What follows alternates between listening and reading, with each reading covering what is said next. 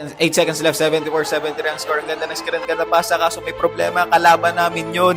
Siguro nagtataka kayo kung bakit yun ang nauna kong pinakita. Ito palang mga kasunod na video, yung highlights ko nung larong yun. Ito yung una kong attempt na galing pasa-pasa, pero napituhan ako ng traveling kahit na sa tingin ko naman hindi. Pero kahit ano namang sabihin natin kung referee's decision naman eh. Tapos dito naman sa play na to, dribble, jump shot, nakapos. At dito naman sa mga sumunod na to, puro jump shot. Hindi ko alam ba't nagmimintes na kaya ko naman siyang i-shoot talaga. Hindi ko rin alam kung bakit nagiging ganun yung mga tira ko sa jump shot dun eh. Siguro first game jitters ko lang yon. Ewan ko. Kasi ultimo easy layup, nabablakan pa ako. Tapos di ko pa nakukuha ng rebound. Tapos ito rin, open jump shot. He needs some milk! Sobrang dikit ng laban namin.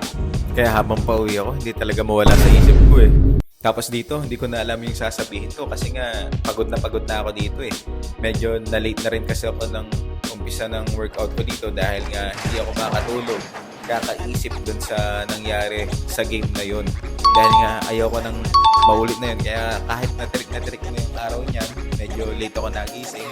Dire-diretso pa rin talaga ako sa court. At ang pros and cons lang dito, kahit na solo ko yung court, is sobrang init na. Ang na-practice ko kasi dito, puro talaga sa form shooting ko eh. Kasi puro mid-range jump shot yung mga ina-attempt ko na puro open naman. Tapos hindi ko talaga ma-shoot sa kahit anong kadahilanan pa yun. Siguro dahil sa ilang araw ako hindi nakapaglaro, laking effect nun sa pulso ko, kumbaga. Tapos nung napapansin ko na dito na puro mintis na rin yung free throw ko, inulit ko na rin yung form shooting ko, na form shooting routine ko sa left side tsaka sa right side kasi ayoko na talagang maulit-uli yung mga pangyayari ng last game na kakatukan kahit na open layup, hindi ko pa rin masalo yung bola. Hindi rin ako makashoot ng open na jump shot. Kaya naman, umabot sa ganitong point yung laro namin na 0 seconds na pero may free throw pa din.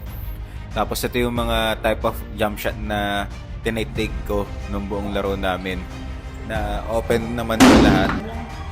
Kung hindi man nagmimintes, meron pa nga akong natira doon eh. Nakapos eh, na nagulat talaga ako kasi pag naman dito, although iba yung atmosphere kasi kapag practice kapag yung in-game na eh. Na alam ko naman sa sarili na may shoot ko naman talaga. Tsaka buti na lang talaga yung mga kakampi ko sobrang gagaling din.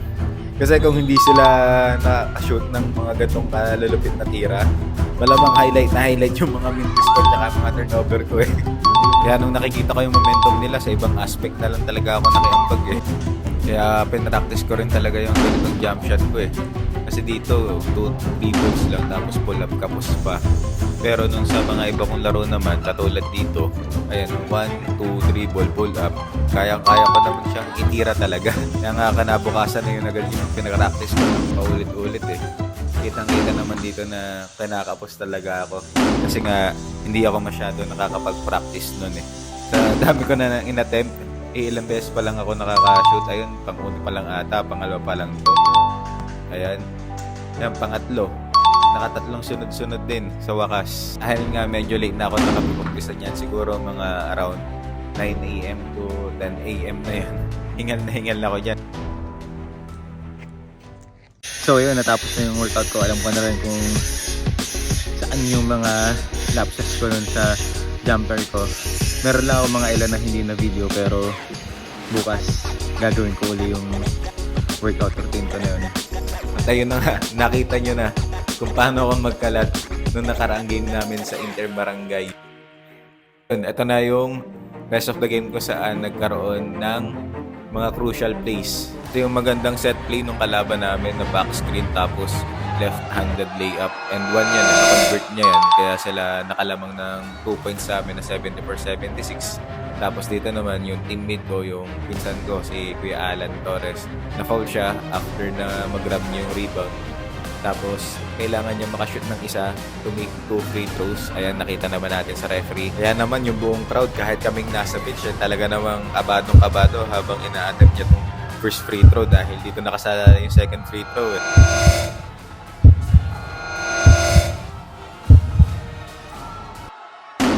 At ayun nga, sa madaling salita, natatalo kami 76-74. Nice game sa mga nakalaban namin at katulad nga ng sinasabi ng lahat, bawi na lang next game.